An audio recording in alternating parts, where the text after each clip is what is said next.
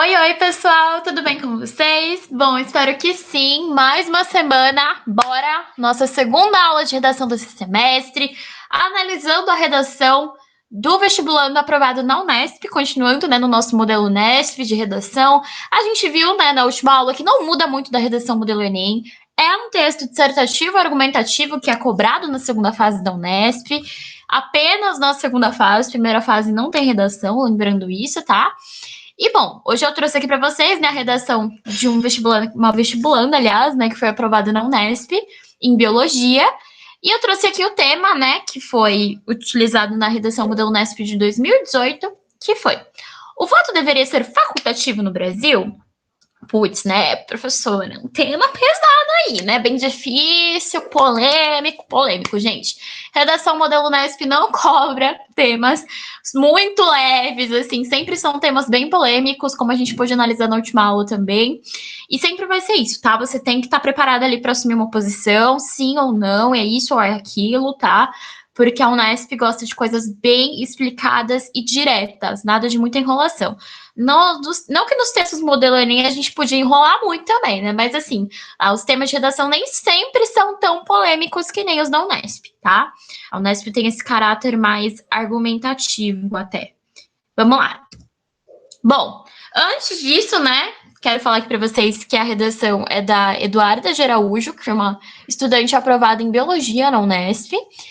E também trouxe aqui para vocês, gente, uns pontos, uns tópicozinhos aí que eu percebi que eram bem importantes de serem ressaltados aqui nessa aula, com vocês. Tanto porque um aluno veio comentar comigo, me perguntar alguma coisa que eu achei relevante explicar para todos também, ou ressaltar com todos. E também, assim, umas coisinhas que sempre bom a gente ter bem claro na mente para quando for escrever redação. Então, por isso que eu, coloquei tudo isso aqui para vocês. Bora lá! Bom, tema sempre polêmico. Gente, não espere que a Unesp vá colocar temas levianos ali, que vai ser um tema que eu não vou precisar assumir uma posição muito certeira sobre aquilo, vou poder falar ali, de uma forma um pouco mais. Talvez seja isso aqui, sabe? Não, vai ser sempre muito polêmico. Você vai ter que falar, é isso aqui, corretor? Eu acho que o voto tem que ser. Corretor, vocês não escrever, corretor, pelo amor de Deus, a gente não leva ao pé da letra, vai que, mas não é isso, mas assim, corretor, eu não acho que deve ser facultativo por isso, por aquilo, por favor, não sejam levianos, usem a blusa da argumentação de vocês, tá? Vamos lá. Apenas um texto será cobrado na segunda fase do vestibular da Unesp, que é o dissertativo argumentativo. Gente, assim, muitos alunos vieram me perguntar, prof, mas é só o texto dissertativo argumentativo mesmo? Não tem mais nada? Não tem mais nada, gente. É só isso, tá? E, assim, não precisam se apavorar. Eu sei que muita gente acha que, nossa, eu não vou bem na redação modelo Enem, eu não vou bem nesse aqui, tô ferrada, é muito difícil. Gente, não é difícil, tá? Vocês vão ler nessa redação de hoje aqui, que diferente do Enem, que tem um monte de frescurinha ali, que às vezes a gente tem que colocar, não tem jeito, faz parte. Como, por exemplo, aquela coisa da proposta de intervenção, respondendo aquelas perguntinhas, por quê, quando, onde, quem, a fim da quê, nananã, que vocês estão cansados já. A Unesp não é tão rígida com essa receita de bolo que a Unesp, que o Enem exige. A Unesp te deixa um pouco mais livre, tá? A gente vai ver isso.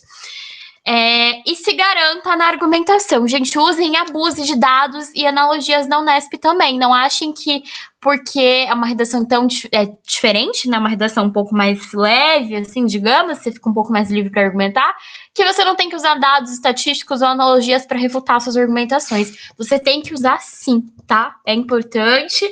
E quanto mais analogias, quanto mais dados você utiliza, mas o corretor vai entender que você entende sobre o assunto, que você está falando com propriedade sobre aquilo.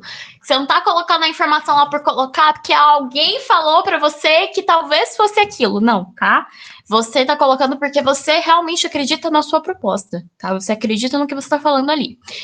E assuma uma posição de opinião, tá? Evite palavras ambíguas, gente. A Unesp e nenhum outro vestibular, tá? Tô falando da Unesp aqui porque é o que a gente tá estudando, mas nenhum outro vestibular também é legal você ficar usando palavras ambíguas na redação. O que são palavras ambíguas, professora? Palavras de duplo sentido, que podem dar um sentido diferente daquilo que você realmente quer dizer. O professor tá meio acelerada hoje. Tá assim, tipo, não façam isso, gente. Se você quer falar sobre uma coisa, fale com clareza, tá? Não fiquem assim fazendo muito rodeio em cima da argumentação de vocês. Vocês vão ver aqui na redação da Eduarda que ela foi bem direta, bem sucinta, e é isso que o corretor vai olhar, é isso que o corretor vai cobrar. Ele não vai ficar olhando as palavras bonitinhas que você for colocar lá, não, os enfeites gramaticais. Não, ele não vai olhar isso, ele vai olhar para sua opinião, tá bom? Então vamos lá. Bom, aqui na introdução, vou ler e depois a gente comenta um pouquinho em cima, beleza? De acordo com a filosofia aristotélica, política é intrínseca à condição humana. Dessa forma, o voto obrigatório não apresenta malefícios, visto que reforça a natureza dos indivíduos, além de impedir a exclusão de algum cidadão na participação política. Sob tal perspectiva, o voto facultativo não deveria ser inserido na Constituição Federal Brasileira. Ponto. Gente, alguém viu um enrola-enrola aqui? Alguém viu ela ficando usando palavras muito difíceis? Que eu brinco, né, que é a palavra de doutorado em direito. Alguém viu? Não, ninguém viu nada aqui, né? Muito simples, palavras de fácil entendimento, direta. Aqui, ó, no início, o que ela fez? Ela colocou uma analogia, que eu sempre falo para vocês, introdução, abusem de analogia, gente. Aqui ela colocou uma filosofia do Aristóteles, mas você pode colocar também uma analogia mais pop, né? Uma coisa assim de uma série, de um filme, de uma música, enfim. Não precisa ser também, né? Só isso. E é isso, gente. Ela citou aqui a filosofia do Aristóteles, pegou, falou, né, que isso reforça a natureza dos indivíduos, né? O voto obrigatório, ele não apresenta malefícios, não tem algo ruim ali que vai acontecer com você se você votar obrigatoriamente. É a opinião dela, mas se o corretor que tem uma opinião diferente lê isso aqui, ele vai falar, putz, realmente não apresenta malefícios, é aquilo que eu sempre falo para vocês. Por mais que a pessoa.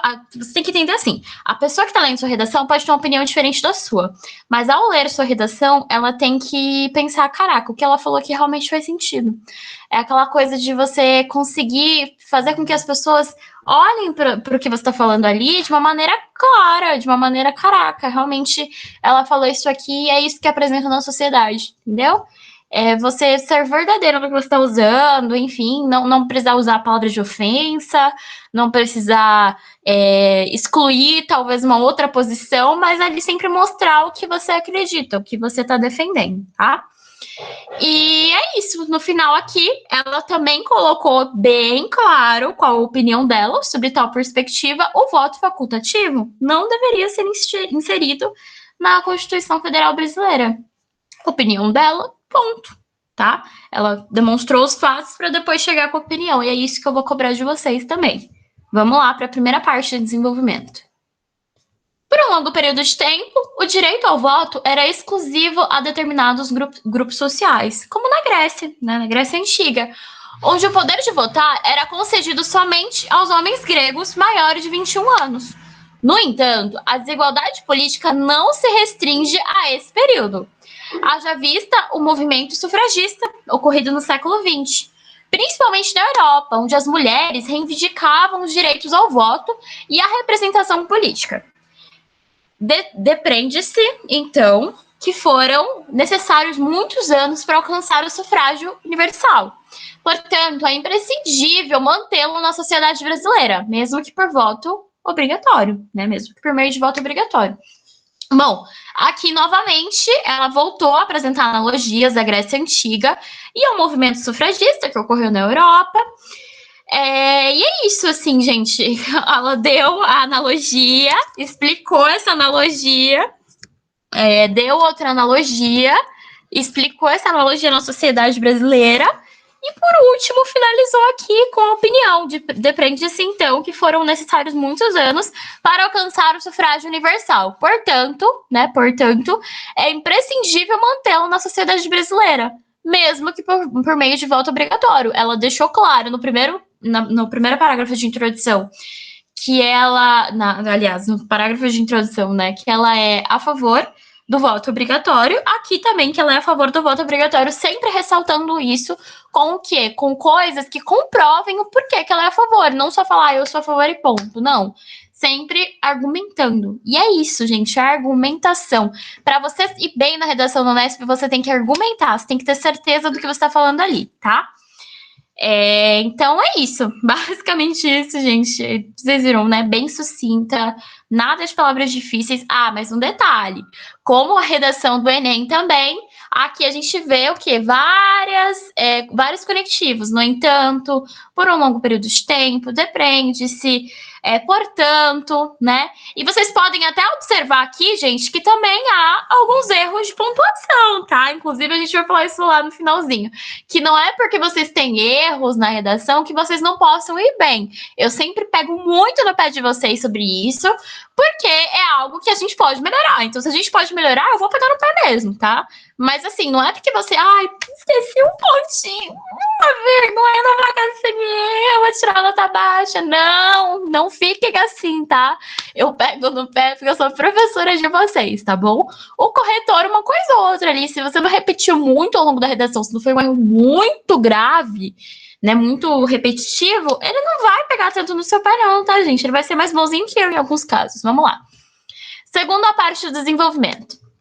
Ademais, no que tange ao cenário nacional, né, no que diz a respeito do cenário nacional, o Brasil enfrentou impasses na política logo após a implementação da República, como o chamado coronelismo, quando ocorria a compra e a manipulação dos votos.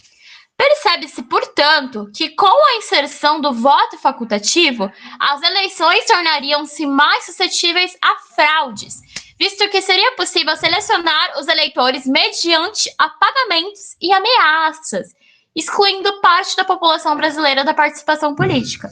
Aqui ela colocou de novo, gente, mais, né, analogia.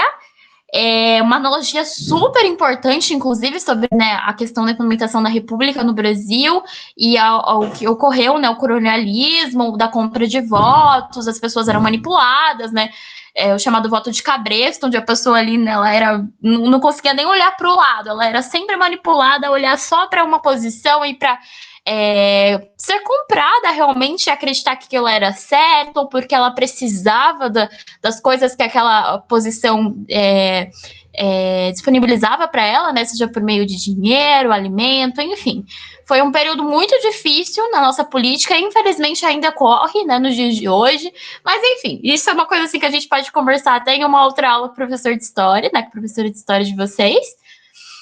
Mas o que eu quero dizer é que, novamente, vocês viram que ela apresentou uma analogia, explicou, né, o que ela acha sobre isso, né? Percebe-se, portanto, que com a inserção do voto facultativo, as eleições tornariam-se mais suscetíveis a fraudes, visto que seria possível selecionar os eleitores mediante apagamentos e ameaças, como ocorria no coronelismo, né? E sendo assim, né, acabaria excluindo parte da população brasileira da participação política. Então, assim, né, infelizmente, a gente sabe que no Brasil a gente tem um grande problema, as pessoas, a maior parte não entende muito de política, isso por questões históricas, né, por questões culturais, há muito tempo a gente não é ensinado a entender sobre política, a estudar mais a fundo sobre isso, né, é uma coisa que está mudando com o tempo, graças às redes sociais, também as pessoas estão conseguindo ter mais acesso à informação, enfim, mas nunca foi exatamente isso que aconteceu na sociedade brasileira, né? Então, talvez, né, na opinião dela, que foi na opinião dela, se ocorresse esse voto facultativo no Brasil, as pessoas novamente se tornariam mais suscetíveis ainda a fraudes do que já são atualmente, né? E então, isso exclui parte da população brasileira da participação política, principalmente os menos privilegiados, que geralmente são mais suscetíveis a esse tipo de manipulação, tá? Então, é isso, galera. Essa foi aqui a segunda parte do desenvolvimento, bem clara, bem sucinta novamente. E ela utilizou aqui também, ela utilizou também o tempo todo esses conectivos, ademais, Percebe-se, portanto, tudo isso é muito importante, tá, gente?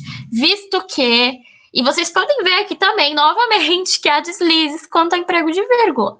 Mas não é por isso que ela não tirou uma nota boa. Vamos lá, conclusão. Outro sim, a atual situação da política brasileira, com inúmeras denúncias de corrupção, desestimula os cidadãos, aliás, desculpa, gente, os cidadãos, pelo amor de Deus, a voltarem com voto facultativo, implantando os cidadãos a participarem menos, né, do cenário político. Apenas com a experiência, os indivíduos criarão o hábito da participação política e poderão, enfim, valer-se, né? Enfim, a gente vê aqui que tem um errinho já. Da própria consciência, sem ser necessário a obrigatoriedade. No entanto, até que essa consciência seja construída, o voto deve permanecer obrigatório, garantindo a inclusão de todos e mantendo o direito político conquistado durante anos. Gente, concluiu. Vocês viram aqui uma proposta de intervenção? Não viram, não precisa, né? Novamente, bato nessa tecla com vocês. Ela iniciou aqui o parágrafo com um conectivo, outro sim, explicou a atual situação da política brasileira, né? O que está acontecendo, aliás, né? A gente vê aí as denúncias de corrupção, Lava Jato, o que desestimula os cidadãos brasileiros a voltarem com o voto facultativo, né? Implantando os cidadãos a participarem menos do cenário político, né? E implantado, aliás, né? Os cidadãos a participarem menos do cenário político. Apenas com experiências, os indivíduos criarão o hábito de participação política e poderão, enfim, valer-se da própria consciência sem ser necessário a obrigatoriedade. Então, aqui ela novamente apresentou a opinião, né? Porque que ela acha que o voto deve sim ser obrigatório. Opa! E aqui, né, um conectivozinho. Até que essa consciência seja construída, o voto deve permanecer obrigatório, garantindo a inclusão de todos e mantendo o direito político conquistado durante anos, tá? Então, é isso. Ela finalizou a redação dela falando do porquê que ela acha que o voto deve permanecer obrigatório no Brasil. Muito claro, né, garantindo a inclusão de todos e mantendo o direito político conquistado durante anos. Ao longo de todo o texto, ela falou sobre esse direito político conquistado durante anos. Ela não está falando aqui sobre o direito político sem ter citado a política em si ao longo do texto, né? Então é isso que eu sempre falo para vocês também. Não concluam a redação de vocês de uma forma vaga. Concluam com algo que vocês tenham falado ao longo do texto. Concluam com a sua proposta de introdução de preferência, tá? Isso é muito importante, faz toda a diferença. E é isso, gente. Espero que vocês tenham entendido bem o sentido da coisa, tenham gostado da redação da Eduarda tanto quanto eu gostei. Novamente, venho a falar, existem erros na redação dela, principalmente com questão de pontuação, mas isso não impediu que ela tirasse uma boa nota, tá? Que ela não fosse bem no vestibular, tanto que hoje em dia ela é aluna da Unesp, né? Espiana também, assim como você vai ser. Então é isso, gente. Aqui, ó, eu coloquei alguns comentários sobre a redação, né? Que foram feitos pelo corretor. A estudante constrói uma argumentação baseada em citação, fatos históricos e exemplos que reforçam a tese da importância do voto continuar obrigatório. Com uma redação bem delineada em introdução, desenvolvimento e conclusão.